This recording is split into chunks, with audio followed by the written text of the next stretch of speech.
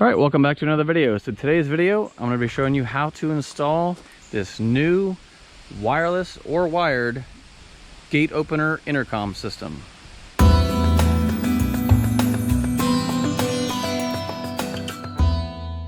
So today's video, I'm going to be performing what we'll call an upgrade to my gate access control system. So we have a Mighty Mule gate opener. We have a Mighty Mule keypad, which uses remote control. And then for years, if you watched my old video, I've been using this Advent Controls GSM gate opener. So it worked really good for a long time. The problem is it uses 2G cell technology, which was supposed to be phased out a long time ago, and T-Mobile in my area has held on to it, believe it or not, but it is getting ready to disappear. So I had to come up with a new solution. So I'm gonna abandon the whole LTE technology and go for something free, and that's using my own data connection at my house. So this is a Wi-Fi or wired Ethernet solution here. This is made by a company called GBF, and they call it the Global Video Door Phone. So I'm gonna install it, see how it works. And the one nice thing about it is not only does it do everything that this did, except you can't text it to open it, but it does have an app that you run on your cell phone, and it does have onboard relays, so you can open and close your gate. You can actually open or close two different doors or gates with this unit. It has a built-in keypad, as you can see. So we will be eliminating the Mighty Mule keypad, which is nice. And it also has a built-in camera. So when someone calls your gate, not only can you talk to them, but you can also see them at the gate. So I've been looking around for a long time for something like this that wasn't super expensive. I finally found this, and I obviously paid full price for it, so I'm going to give you my honest impressions of it. I went ahead and just got this part for now. They do sell a matching piece that you can mount in the house. It's basically just an Android tablet, but it allows you from in the house to answer the call and grant access. So this says welcome right here. It looks just like this one. You can see it faded, but it said push to call, so I'll be replacing that with a label that says push to call. That way it's self-explanatory. This is made out of, feels like metal. It looks like there is some sort of antenna connection on the back, and it does come with an external Wi-Fi antenna, which is good because you need to be within Wi-Fi range. Some wiring, power adapter, which we won't need. So how I have it set up is I'm way down. My driveway is over 850 feet away from the house through heavily wooded area. But I do have a 2.4 gigahertz long-range Wi-Fi network that does reach down here. So with the external antenna on this, it should work pretty good.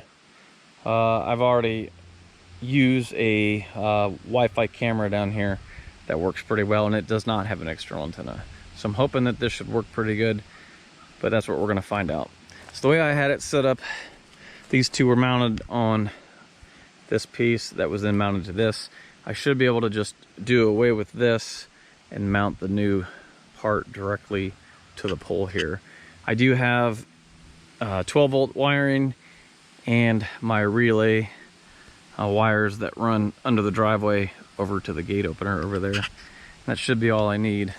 All right, so the easiest way to set this all up is to do it indoors, you know, where you have access to your phone and the doorbell, we'll call it. Basically, you want to download an app. It's called Door Deer, and it walks you right through the setup process. So you have to create an account. You just put in email address and password that you want to use, and then make sure your phone is on the Wi-Fi network that you want this to be on. And then it will ask for the password for the Wi-Fi network, and then it will communicate.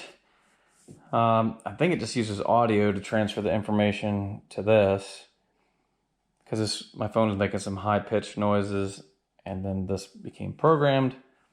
Then after everything is set and you see it appear here, you can name it. So I named it driveway gate, and I was able to get off of Wi-Fi. So now I'm just on LTE. This is on Wi-Fi, and I can, if I click to play, I can just pull up the camera, see the light come on.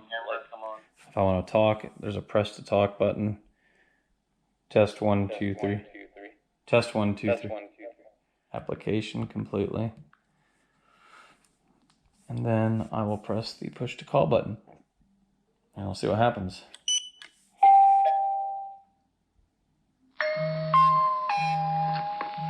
Driveway gate shows like a call. Click the accept button.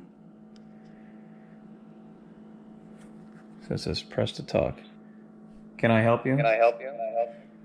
Yeah, I'm here to drop off your package. Okay. And then so if I want to unlock the gate, you slide this either lock 1 or lock 2. I'm going to slide it to lock 1, and we should hear a relay click. And that will cycle the gate. Then if I hang up the call, then you can see the light turns out. So it does work. There's a couple of screws that use this Allen head key, and those are the screws that go through here to secure it in here. So how it works is you just kind of angle it in under this lip and lay it down in there, and then it secures into there. And then this you have to mount through this way and bolt it to whatever you're going to hook it to. If you look at the back, there are descriptions of what the relays or the 2 lock outputs are, which are here. It gives you 2 of these, and it also gives you, so we can hardwire it, this power cord instead of using, the plug-in adapter that I'm going to be using. So I'll have to make obviously my connections before I put everything in. Decide, obviously this hole's going to have to work here. So to get in to change some settings, we want to hit the settings button here, and then shows your device. We want to click on that. Now is where we can actually get to some settings. So this is SD card and recording. All right, so I figured out finally how to put the SD card in. It's nowhere in the instructions. So we're going to take these 4 screws out to hold this back cover on here, and we'll have access to it. So once you get the black cover pulled up, it's hidden even more by this little sticker in here. That's where the micro SD card goes. I have a 32 gigabyte card, which I figure should be safe. All right, so you can see the card, it is spring loaded. Just put it in this way here. Click it into place. So just lay that sticker back across there. And then go ahead and button everything back up, put our 4 screws back in. All right, so once you get it back together and turned on, we're gonna go into the app here. We're gonna click the settings button. You wanna click the device. All right, and the options is SD card and recording. So there's our SD card. We're gonna format it. All right, so how it works is the playback button here, it will record an event like when someone calls on the SD card. So that's basically it. You can also set it for motion detection. If you go into the settings, I shall set it for motion detection. So if you go into the settings here, click device, and then do motion detection.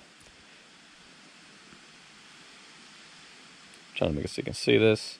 You can add, you know, dates and time, or day of the week and times, set the sensitivity, and you can even change the detection area. So we'll pull up your camera. And then you can, you know, draw the areas that you want motion detection on. I'm just going to leave it turned off because I do not want motion detection. But then once you're done, to save it, make sure you hit the green check up here to save the changes. If you just go back, it will not save the changes. So like I said, cloud, you have to pay for cloud service. You want the card. It will record. Get it here. It's called a call or abnormal. So basically, if you get a call, it will show up as this kind of like orangish brown color, and abnormal means motion detection. If you have that turned on, will show up on the screen. So it works. You can sync the device time, missed call message.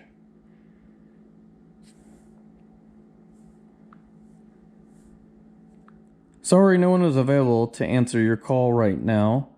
If you have a delivery, please leave it at the gate. Thank you. So maybe there's that. So enable message playback after call timeout. Okay, we'll test that. Not too hard to change the PIN code. So you want to hit this little gear icon here, and then we want to hit our device name, which is the top option. I'm just kind of hiding my PIN code here. And then what you do is reset my PIN. And then you can enter whatever length, you know, of PIN code you want. In my case, I used 4 digits. You can make the visitor PIN code length however many digits between 4 and 8 you want. And then where you actually add a visitor PIN code is you go back, you click the little boxes here, and I'm kind of cutting it off because it shows my PIN code, but hit the plus button up there, and then you select the duration. So we'll make it 10 years. You can make visitor name whatever you want. Hit the green check. Again, here's the problem. It randomly creates the PIN codes. You cannot specify the PIN code. So I'm going to delete that. So I don't like the fact that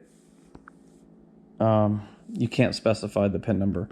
I had one set up for local law enforcement and EMS that I wanted to keep the same.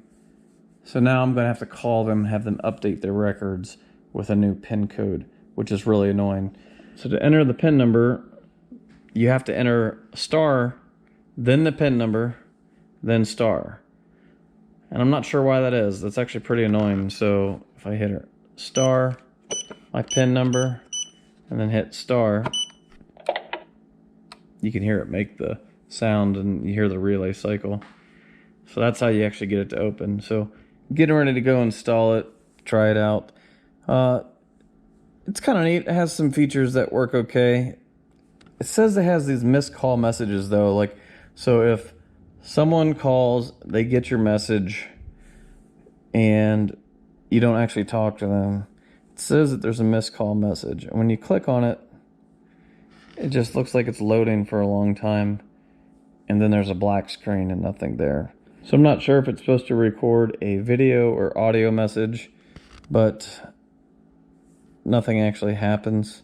And then I noticed that if you like immediately call again, it doesn't always ring through, but I'll show you how it works. Okay, so if I just ignore that, and I already have it shared up, so it rings on my wife's phone as well. So it's just gonna ring for a while. I'm sorry, no one is available to answer your call. If you have a delivery, please leave it in the box at the gate. Thank you. So there's my message. And like I said, I don't know if it's supposed to be recording right now or what it's doing, but I've tried, you know, video and audio. And I'll just keep talking just in case it's recording. But so if the person were to try to hit the button again right now, it will not work. But it says right here, a message from missed visitor call on your device driveway gate was recorded. It says it can be retrieved by going into your device history. So that's what I said. If I go here to the device history, missed call message, again, I can click on it. And this time I'll go ahead and just let it load so you can see what I'm talking about. All right, so after loading for about a minute, here's where we're at. It's just, like I said, a black screen. Hit pause. I mean, there's nothing there. All right, so now that I've got done talking about basically all the things I found kind of, I guess, wrong with it, maybe. Honestly, so far it seems to actually work pretty good for what I really got it for. I mean, when you press the button, I can answer the call, and I can unlock the gate. And after all, that's the whole point of this thing. So I'm gonna go ahead and get it installed down there. And again, I can bring it up live, whatever I want. All right, so to actually wire it up, I go ahead and trim back the wires I'm not gonna need for the lock one here. So these are for a push to exit, which I'm not gonna be using. This is for a normally closed connection, which I'm not gonna be using. So what I want is the blue wire is the COM wire, and the green wire is the normally open wire, which what that means is when this is activated, it will close the connection between the blue and the green wire, which is what I want. In my case, it is a ground fed closure. So I'm just gonna wire the blue and the ground together. And then basically when this triggers, it will send the ground back through the green wire to my Mighty Mule gate opener, and it will close that. So if you have a COM wire for your gate and a normally open, you would just wire the blue to the COM and the green directly to the normally open. But I'm basically accomplishing the same thing. I will weatherproof all these connections.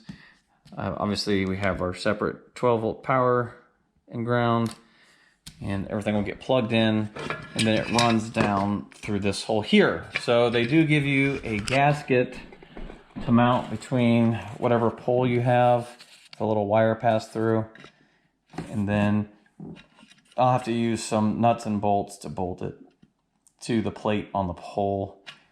All right, so I've got the mounting pole here prepped with the wires, and here's the piece we want to mount to it. I went ahead and covered the holes they included with some electric tape, and I just basically held this against here and traced new holes on the back and then drilled them out. So I can just basically, what I'm gonna do is I'm gonna bolt this to here. That should work pretty good. Okay, so I've got it pretty much mounted on here. I had to take it back off after I got it how I wanted it. Ran the antenna wire in here, and you can see I drilled a small hole and put the antenna through here so it will stick up on the back of the pole here. And it came with, you know, this little nut and washer. It's able to thread on here. So the antenna, there really is no place to put it on here where you're not going to hit the inside of the case. So here it is right here. Should work pretty good being on the back there. So now I'm ready to just make my few connections. So I'll just connect my positive and negative to my black and red in the gate here, and then my green wire to the green one there. That black one is, like I said, in my case, is connected to the ground.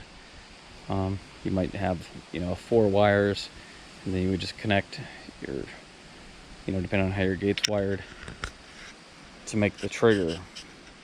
So I'm almost done. So once I get these wire connections made real quick, I'll tuck everything in here and set it in place. All right, so now it's time for our final test. You can see how everything looks here. Got the power turned back on. Pretty slick. Like I said, long range Wi-Fi. And I'll leave a link in the description for the one I used. It works on 2.4 gigahertz only, but works good. So we're gonna try it. So you can see, push to call, press the button there. See immediately on my phone, driveway gate, accept. And we are on the call.